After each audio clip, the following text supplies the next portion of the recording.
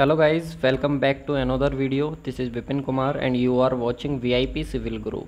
दोस्तों आज मैं आप लोग के सामने लेकर के आया हूँ सर्वेइंग इंजीनियरिंग के 10 इम्पोर्टेंट क्वेश्चंस हैं या फिर आप ये बोल सकते हो कि 10 इम्पोर्टेंट स्टेटमेंट या पॉइंट्स हैं जो हर एग्ज़ाम में रिपीट होते हैं, यानी कि बार बार पूछे जाते हैं। तो 10 इंपॉर्टेंट पॉइंट्स आप लोग के साथ डिस्कस करने वाला हूँ। अगर वीडियो आप लोग को अच्छी लगे तो प्लीज़ यार वीडियो को लाइक कर देना, शेयर कर देना अपने एक दोस्त के साथ, और साथ ही अगर चैनल पर नए हैं तो अपने भाई को सपोर्ट करो यार और चैनल को सब्सक्राइब भी कर लो। तो चलिए शुरू करते हैं वीडियो को बिना किसी डिले के।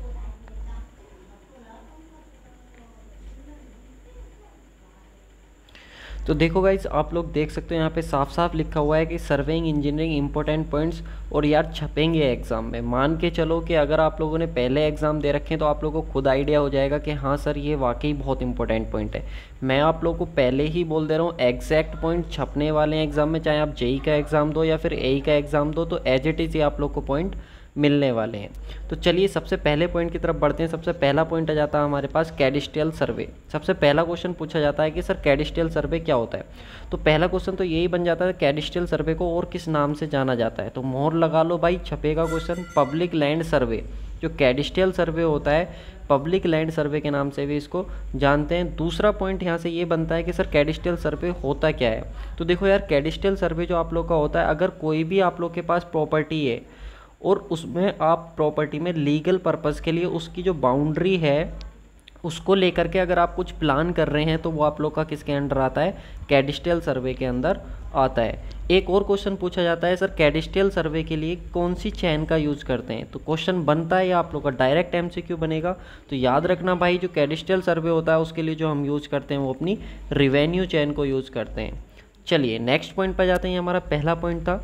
सेकंड पॉइंट आता है हमारा आर्कोलॉजिकल सर्वे। तो आर्कोलॉजिकल सर्वे क्या होता है, ये क्वेश्चन हमारा पूछा जाता है डिफरेंट एग्जामिनेशन में। ये क्वेश्चन आप लोग का बनता है। तो आर्कोलॉजिकल सर्वे का मतलब क्या होता है, collect the information about old and nelic structure. कई बार होता है क्या है कि देखिए आर्कियोलॉजिकल सर्वे जो होता है आप लोग का, ये हिस्ट्री वाली जो चीज़ें होती हैं, जो हमारा इतिहास होता है, जैसे आप लोगों ने देखा होगा कि जो इंडस वैली सिविलाइजेशन थी या फिर जो वैदिक सिविलाइजेशन थी, तो उसमें क्या होता है कि जो पुराने समय की चीज़ें होती हैं, जो ओल्ड होती हैं और नेलिक स्ट्रक्चर होती हैं, उनके बारे में अगर आपको इन्फॉर्मेशन कलेक्ट करनी है कि कितनी पुरानी स्ट्रक्चर है या फिर कौन सी, जब मान लो कि इंडस वैली सिविलाइजेशन थी तो उस समय जब उसको खोजा गया तो वहाँ पे जो चीज़ें मिली उनको कलेक्ट करना है इन्फॉर्मेशन इस तरीके की, जो बहुत पुरानी चीज़ें हैं वो आप लोग का किस में आता है, आर्कोलॉजिकल सर्वे में आता है। नेक्स्ट पॉइंट आता है हमारा रेकोनियन सर्वे। तो देखो ये पॉइंट भी हमारा बनता है, अगर आप लोगों ने एग्जाम दे रखा होगा तो बहुत बार ये क्वेश्चन पूछा गया कि रेकोनियन सर्वे क्या होता है। तो देखो भाई, रेकोनियन सर्वे क्या होता है, it is a kind of preliminary survey. यानी कि आप लोगों ने देखा होगा कि सर्वे के जो होते हैं आप लोग के, वो 4 स्टेप होते हैं। तो प्रीलिमिनरी सर्वे जो आता है आप लोग का, वो किस में आता है, रेकोनियन सर्वे में आता है। अब आप पूछोगे सर रेकोनियन सर्वे होता क्या है। तो देखो रेकोनियन सर्वे क्या है, find out the method of survey to be adopted and its rough cost. देखिए अगर मान लीजिए कि आप लोग को कोई भी एक टारगेट दिया गया, ठीक है, कोई भी एक टारगेट दिया गया, या फिर आप लोग के पास सिविल इंजीनियरिंग में बोले तो कोई भी एक प्रोजेक्ट था। अब जो आप लोग के पास प्रोजेक्ट था उसमें आप सर्वे करना है, तो उस प्रोजेक्ट को सर्वे करने के लिए आप किस मेथड का यूज करने वाले हैं, वो आप लोग का रेकोनियन सर्वे में आता है। मान लीजिए कि आपने देखा प्रोजेक्ट पे गए, साइट पे गए, तो वहाँ पे साइट पे जाने के बाद आप लोगों ने देखा कि क्या सिचुएशन थी उस समय, तो उस सिचुएशन को देखते हुए आप जो भी मेथड अडोप्ट करेंगे वहाँ पे सर्वे के लिए, तो वो आप लोग का रेकोनियन सर्वे में आएगा। और एक रफ कॉस्ट अगर आप लोग को पता करनी है उस प्रोजेक्ट की कि क्या रफ कॉस्ट आप लोग की आएगी, तो वो भी आप लोग का किस में आता है, रेकोनियन सर्वे में आता है। तो याद रखेंगे यार, रेकोनियन सर्वे बहुत ज़्यादा इंपॉर्टेंट पॉइंट है आप लोग का हो जाता है। नेक्स्ट पॉइंट आता है आप लोग का, देखिए ये क्वेश्चन आप लोग का ईएससी में, ईएससी जो आप लोग का इंजीनियरिंग सिविल सर्विसेज जो एग्ज़ाम होता है आप लोग का, इंजीनियरिंग सर्विस जो एग्ज़ाम होता है, उसमें डायरेक्ट ये क्वेश्चन पूछा गया कि जो टाइप्स ऑफ सर्वे होते हैं उनका जो करेक्ट सीक्वेंस होता है उसको अरेंज करो। यानी कि आप लोग का PQRS इस तरीके से स्टेटमेंट दिए हुए थे और ये आप लोग को एक सीक्वेंस में अरेंज करने थे। तो देखिए सबसे पहले जो आता है आप लोग का वो आता है ट्रैफिक सर्वे, नेक्स्ट जो आता है वो रेकोनियन सर्वे, थर्ड जो आता है प्रिलिमिनरी सर्वे, और फोर्थ जो आता है आप लोग का वो आता है डिटेल्ड सर्वे।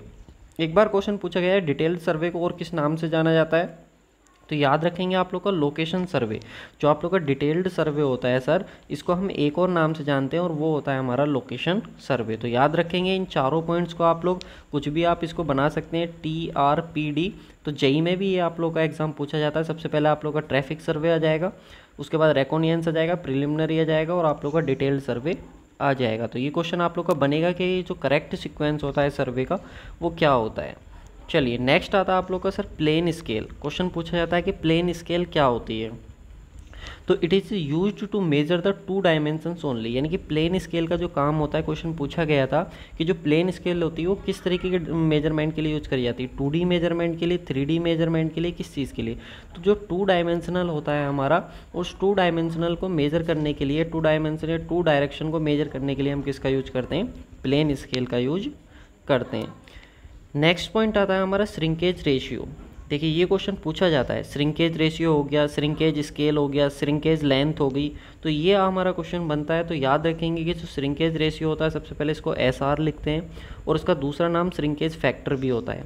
याद रखेंगे, या तो श्रिंकेज फैक्टर पूछ ले या फिर श्रिंकेज रेशियो पूछ ले, पूछेगा जरूर, पूछा गया है, पूछेगा क्या, बार बार पूछा जाता है।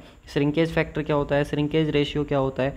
तो यहाँ पे आप देखो जो श्रिंकेज फैक्टर होता है आप लोग का, shrunk length upon original length होता है और यही इक्वल होता है किसके, shrunk scale upon original scale के। कई बार क्या करता है, श्रंक लेंथ दे देता है, ओरिजिनल लेंथ दे देता है और ओरिजिनल स्केल दे देता है। यहाँ से आप लोग का न्यूमेरिकल में श्रंक स्केल पूछ लेता है। ये क्वेश्चन बहुत बार रिपीट हुआ है। अगर आपने क्वेश्चन लगाए हैं, पहले प्रैक्टिस कर रखी, तो आप लोग को मालूम होगा कि यहाँ इस पे मैंने इस टॉपिक पे बेस्ड बहुत सारे क्वेश्चन मैं अपनी पिछली वीडियो में करा चुका हूँ सर्वेइंग इंजीनियरिंग के। चलिए नेक्स्ट आप लोग का एक और स्टेटमेंट है। ये देखिए स्टेटमेंट डायरेक्ट ये एग्जाम में छपा था, ऐसा का ऐसे ही, कि ग्राफिकल स्केल जो होती है वो ज़्यादा बेटर होती है न्यूमेरिकल स्केल से। क्वेश्चन पूछा गया था कि कौन सी स्केल ज़्यादा बेटर मानी जाती है। तो याद रखेंगे जो ग्राफिकल स्केल होती है हमारी, वो न्यूमेरिकल स्केल से गाइस ज़्यादा बेटर मानी जाती है।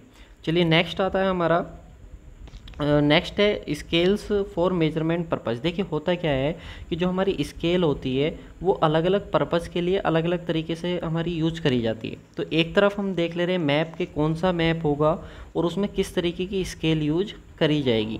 तो सबसे पहले इधर देखिए एक तरफ लिखा हुआ कैडिस्टल मैप। तो अगर हम बात करें भाई कैडिस्टल मैप की, तो कैडिस्टल मैप में जो हमारा यूज करा जाता है वो 1 सेंटीमीटर इजिकल टू 0.25 किलोमीटर पूछा जाता है। ये SSC जेई में ये क्वेश्चन पूछा गया है। ऐसे ही SSC जेई में ये क्वेश्चन कई बार रिपीट हो चुका है अगर आपने प्रीवियस ईयर क्वेश्चन का प्रैक्टिस किया है। कैडिस्टल मैप कौन सा था, कैडिस्टल सर्वे कौन सा था, अगर आप लोग के पास कोई भी लीगल प्रॉपर्टी है, अगर उसका आपको क्या करना है, उसकी लैंड का, अगर आप लोग को जो लैंड है या फिर जो प्रॉपर्टी आप लोग की, अगर उसका बाउंड्री का सर्वे अगर आप लोग को करना है तो वो किस में आता है, कैडिस्टल में आप लोग का आ जाता है। नेक्स्ट आता है टोपोग्राफिकल मैप। तो टोपोग्राफिकल मैप की बात करें तो उसमें जो स्केल रहती है हमारी 1 सेंटीमीटर इजिकल टू 2.5 किलोमीटर रहती है। इसी के अंदर फॉरेस्ट स्केल पूछा जा चुका है क्वेश्चन, UPPSC AE में क्वेश्चन पूछा गया था कि फॉरेस्ट स्केल कितनी यूज करी जाती है। तो 1 सेंटीमीटर इजिकल टू 0.25 किलोमीटर आप लोग की यूज करी जाती है। तो ये भी बहुत इंपॉर्टेंट है, ये भी आप लोग का रिपीट होगा। प्रीलिमिनरी सर्वे, प्रीलिमिनरी जो सर्वे होता है इसमें जो हम स्केल यूज करते हैं वो कितनी होती है, तो याद इसकी स्केल को भी याद रखेंगे। 1 सेंटीमीटर इजिकल टू कितना होता है, 10 मीटर टू 60 मीटर आप लोग का ये यूज करा जाता है, जो कि आप लोग का अलग अलग मैप्स के लिए अलग अलग स्केल, यानी कि जो बहुत ज़्यादा इंपॉर्टेंट थी, यानी कि जो कई बार एग्जाम में पूछी गई, वो यहाँ पे आप लोग को मैंने शो कर दी। बाकी इनसे अलग भी हमारी बहुत सारी स्केल होती हैं। नेक्स्ट एक और क्वेश्चन हमारा बहुत बार रिपीट होता है, कई बार इंटरव्यू का अगर पूछे तो ये one of the favourite question है इंटरव्यूअर का। वो पूछता है कि एरर और मिस्टेक में क्या डिफरेंस होता है। वो हमसे पूछेगा कि एरर और मिस्टेक में क्या डिफरेंस होता है। तो देखिए अगर बात करें सर एरर की, तो एरर जो होता है, error arise due to the physical condition of the instrument like temperature at the time of measurement. देखिए जो एरर होती है वो किसकी वजह से आती है, वो फिजिकल कंडीशन की वजह से आती है। सपोज आप ऐसे मान कर चलिए कि आप सर्वे करने के लिए गए थे और जो आपका टेप था या फिर जो आप लोग की चैन थी वो डिज़ाइन करी गई थी, मान लीजिए कि 25 डिग्री सेंटीग्रेड टेम्परेचर के लिए डिज़ाइन करी गई थी, लेकिन आपने जो सर्वे किया उस समय जो टेम्परेचर था वो आप लोग का 30 डिग्री सेंटीग्रेड था, यानी कि इसके लिए डिज़ाइन करी गई थी, इसमें आप लोगों ने किया, तो उसकी वजह से अगर जो आप लोग का कुछ भी अगर प्रॉब्लम होती है तो वो आप लोग की एरर काउंट होगी, क्योंकि वो फिजिकल कंडीशन है, वहाँ पे आप लोग का टेम्परेचर क्या है, एक अपना फैक्टर, अपना एक रोल प्ले करेगा टेम्परेचर। तो उस तरीके से जो होगा वो आप लोग का क्या होगा, एरर होगा। नेक्स्ट आता है आप लोग का मिस्टेक। तो सर मिस्टेक क्या होता है फिर? तो देखिए mistake are caused by the poor judgement. ये जो मिस्टेक होती है आप लोग की वो पुअर जजमेंट की वजह से होती है, फिर केयरलेसनेस की वजह से आप लोग की होती है। और इसको हम क्या कर सकते हैं, these can be corrected only if discovered. अगर आप डिस्कवर्ड कर लेते हो तभी इस मिस्टेक को आप सही कर सकते हो, वरना इस मिस्टेक को करेक्ट करना बहुत ज़्यादा मुश्किल हो जाता है। एरर आप लोग की करी जा सकती है बट मिस्टेक को बहुत ज़्यादा मुश्किल हो जाती है। ये आप लोग की पुअर जजमेंट की वजह से आती है। अगर मान लीजिए कि आप लोग को जो नॉलेज है, अगर वो नॉलेज आप लोग की कम है तो उस नॉलेज की कमी की वजह से यहाँ पे आप लोग की जो होती है वो क्या होती है, मिस्टेक आप लोग की होती है।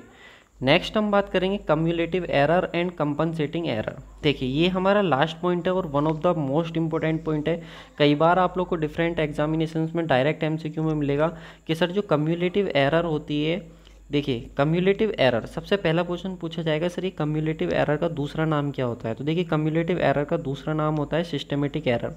क्योंकि क्वेश्चन कोई ज़रूरी नहीं है कि वो कम्युलेटिव एरर के नाम से ही पूछे, वो सिस्टमेटिक एरर के नाम से भी पूछ सकता है। तो सिस्टमेटिक एरर या फिर कम्युलेटिव एरर जो होगी वो आप लोग की डायरेक्टली प्रोपोर्शनल होती है लेंथ ऑफ सर्वे के। यानी कि जो आप लोग की लेंथ ऑफ सर्वे है उसके डायरेक्टली प्रोपोर्शनल होगी सिस्टमेटिक एरर या फिर कम्युलेटिव एरर।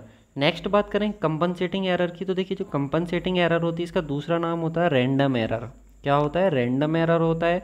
तो जो रैंडम एरर होती है या फिर जो कंपनसेटिंग एरर होती है आप लोग की, वो क्या होती है, स्क्वायर रूट के जो लेंथ ऑफ सर्वे है, लेंथ ऑफ सर्वे के स्क्वायर रूट के क्या होती है, डायरेक्टली प्रोपोर्शनल होती है। तो ये जो पॉइंट थे यार, ये मैंने आप लोग के साथ सर्वे के 10 इंपॉर्टेंट पॉइंट्स डिस्कस करे। Thank you guys for watching this video. अगर आप लोग को क्या है ऐसे ही और सब्जेक्ट की या फिर सर्वेइंग के ऐसे ही चैप्टर वाइज वीडियो चाहिए या सभी सब्जेक्ट की ऐसी चैप्टर वाइज वीडियो चाहिए तो मुझे बता दीजिए। मैं 10 या फिर 20 पॉइंट्स ला करके आप लोग को सभी इंपॉर्टेंट पॉइंट्स आप लोगों को कवर करा दूंगा जो मोस्ट रिपीटेड पॉइंट्स हैं। तो thank you guys for watching this video. एक और आप लोग को मैं इन्फॉर्मेशन बता दूँ यार, अगर आप लेटेस्ट गवर्नमेंट जॉब की न्यूज़ अगर आप चाहते हैं, सिविल इंजीनियरिंग से रिलेटेड जो भी आप लोग की न्यूज़ आती रहती हैं कि कौन सी डिपार्टमेंट में कौन सी जॉब आई है, तो उसके लिए एक चैनल है हमारा वोट अ जॉब। ठीक है, ये मेरा ही चैनल है वोट अ जॉब। तो इसको आप क्या कर सकते हो, सब्सक्राइब कर सकते हो। इसकी जो लिंक है वो मैं आप लोग को डिस्क्रिप्शन बॉक्स में दे दूंगा, वहाँ पे जा कर के यार आप इसको सब्सक्राइब कर लो। यहाँ पे भी यार आप लोग सब अपना प्यार दिखाओ यार, वीडियो को लाइक करो, शेयर करो और साथ में अगर चैनल पर नहीं हो तो सब्सक्राइब भी कर लो। तो thank you guys for watching this video. मिलते हैं नेक्स्ट वीडियो में। आप लोग कमेंट करके बता देना कि कौन सी आप लोग को किस टॉपिक के आप लोग को इंपॉर्टेंट पॉइंट चाहिए, वो मैं आप लोग के लिए लेकर के आ जाऊँगा। तो थैंक यू सो मच।